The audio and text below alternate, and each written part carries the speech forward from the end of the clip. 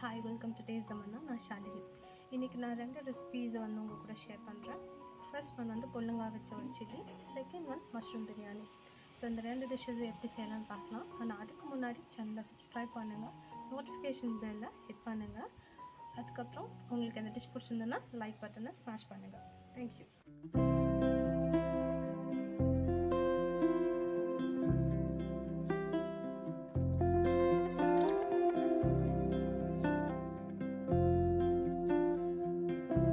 இப்போ ஃபர்ஸ்ட் நம்ம பொல்லங்காய் சில்லி எப்படி பண்ணுறதுன்னு பார்க்கலாம். அதுக்கு நான் ஒரு பவுல் எடுத்திருக்கேன். இந்த பவுலில் நான் ஒரு 2 ஸ்பூன் கார்ன்ஃப்ளவர் நான் சேர்க்குறேன். நெக்ஸ்ட்டு ஒரு 3 ஸ்பூன் அளவுக்கு அரிசி மாவு சேர்க்குறேன். இந்த அரிசி மாவு சேர்த்தோன்னா நமக்கு நல்லா கிறிஸ்பியாக கிடைக்கும், அதுக்காக சேர்க்குறது. நெக்ஸ்ட்டு இது கூட ஒரு ஸ்பூன் அளவுக்கு மிளகாத்தூள் சேர்க்கணும். காரம் உங்களுக்கு தகுந்த மாதிரி நீங்கள் சேர்த்துக்கோங்க. ஸோ நெக்ஸ்ட்டு இந்த டிஷ்க்கு தேவையான சால்ட் ஒரு 1/2 ஸ்பூன் அளவுக்கு நான் உப்பு சேர்த்துருக்கேன். நெக்ஸ்ட்டு ஜிஞ்சர் கார்லிக் பேஸ்ட்டு ஒரு 2 ஸ்பூன் அளவுக்கு நான் சேர்க்குறேன். இதெல்லாம் நல்லா நம்ம மிக்ஸ் பண்ணிக்கலாம். ஸோ எந்த லம்ஸும் ஃபார்ம் ஆகாத மாதிரி நம்ம நல்லா கலந்து வச்சுக்கலாம். இப்போ நல்லா கலந்த நம்ம நீளமாக நறுக்கியிருக்க பொடலங்காவை நான் அதில்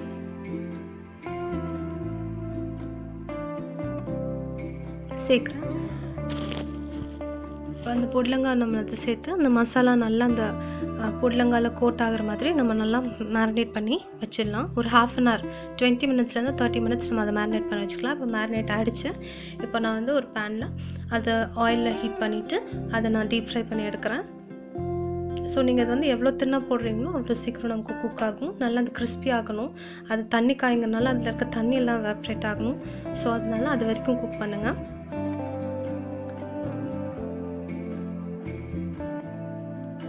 ஸோ இப்போ வெந்துருச்சு. இதை நம்ம பாருங்கள், நமக்கு கிறிஸ்பியான பொடலங்காய் சில்லி ரெடி ஆகிடுச்சு. Next mushroom biryani. ஸோ இந்த மஷ்ரூம் பிரியாணிக்கு ஒரு கைப்பிடி அளவுக்கு கொத்தமல்லி, புதினா, ஒரு 6 பச்சை மிளகாய், ஒரு 4 தக்காளியை நறுக்கி போட்டிருக்கேன். இதெல்லாம் ஒரு பேஸ்ட்டாக அரைச்சி எடுத்து வச்சுக்கலாம். நெக்ஸ்ட்டு ஒரு பேனில் ஒரு 2 ஸ்பூன் அளவுக்கு நெய்,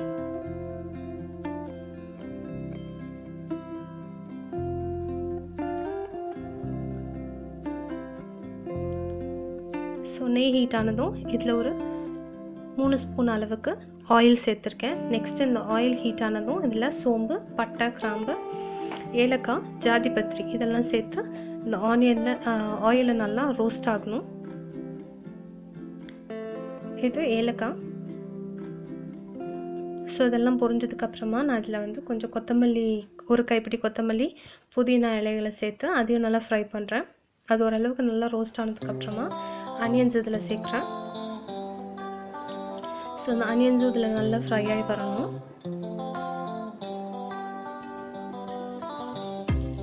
ஓரளவுக்கு இந்த ஆனியன்ஸ் குக் ஆகிடுச்சு அப்படின்னா இதில் நான் ஒரு 2-3 ஸ்பூன் அளவுக்கு இஞ்சி பூண்டு பேஸ்ட்டு சேர்த்துருக்கேன். ஸோ இஞ்சி பூண்டு பேஸ்ட் ஓரளவுக்கு வெந்ததுக்கப்புறமா நம்ம ஆல்ரெடி மிக்ஸியில் அரைச்சிருக்கோம் இல்லையா, அந்த தக்காளி, வெங்காயம், அந்த பேஸ்ட் அது நான் இதில் ஆட் பண்ணுறேன்.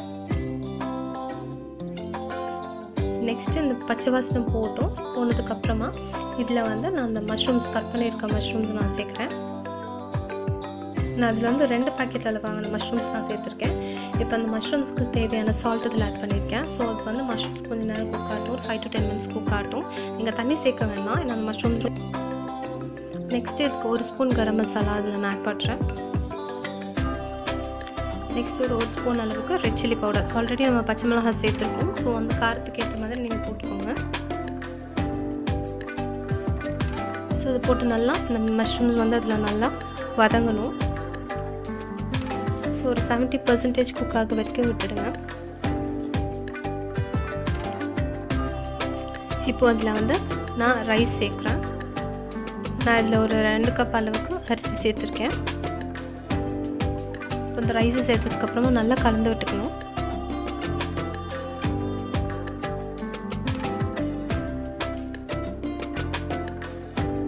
ரைஸ் ஆட் பண்ணதுக்கப்புறமா நல்லா மிக்ஸ் பண்ணிக்கலாம்.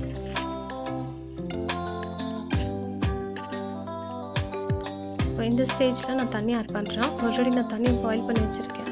ஸோ 2 கிளாஸ் அரிசி ஆட் பண்ணியிருக்கேன். ஸோ அதுக்கு நான் 3 டம்ளர் அளவுக்கு தண்ணி நான் சேர்க்குறேன். இது நல்லா பாயில் ஆகி வரட்டும். நல்லா பாயில் ஆகி தண்ணி சுண்டுனதுக்கப்புறமா நம்ம வந்து ஒரு மூடி போட்டு ஒரு 15 மினிட்ஸ் நம்ம இது தம்மில் குக் பண்ணோம்னா போதும். பாருங்கள், தண்ணி நல்லா வற்றிடுச்சு. இந்த ஸ்டேஜில் மூடி போட்டு அதுக்கு மேலே ஒரு பாத்திரத்தில் தண்ணி வச்சு குக் பண்ணோம்னா போதும். நமக்கு 15 மினிட்ஸில் பிரியாணி ரெடி ஆகிடும். தேங்க்ஸ் ஃபார் வாட்சிங் and don't forget to hit the subscribe button and the bell icon.